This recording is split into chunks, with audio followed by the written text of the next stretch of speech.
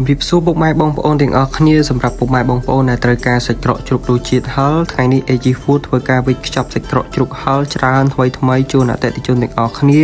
ដែលមុននឹងការវេចខ្ចប់ហ្នឹងគឺយើងធ្វើការសម្ងួតសាច់ក្រកជ្រូករបស់យើងនៅក្នុងទូសម្ងួតសម្រាប់សាច់ក្រកជ្រូកហឹរគឺកាន់តែឆ្ងាញ់មែនទែនសម្រាប់ពុកម៉ែបងប្អូនដែលធ្វើការចម្អិនជាមុខម្ហូបសម្រាប់ទទួលទានក្នុងការទទួលទានសូមបងប្អូនកុំព្រួយបារម្ភចំពោះសាច់ជ្រូកព្រោះ AG Food បានជ្រើសរើសសាច់ជ្រូកដែលមានសុវត្ថិភាពល្អជាសាច់ដែលមានប្រភពច្បាស់លាស់ដើម្បីយកមកកែច្នៃធ្វើជាសាច់ក្រកជ្រូកហឹរជូនអតិថិជនទាំងអស់គ្នាសម្រាប់ពុកម៉ែបងប្អូនមានតម្រូវការទៅលើសាច់ក្រកជ្រូករសជាតិហឹរសូមតាក់ទងមកកាន់លេខទូរស័ព្ទដៃឬប្រព័ន្ធបណ្ដាញសង្គម AG Food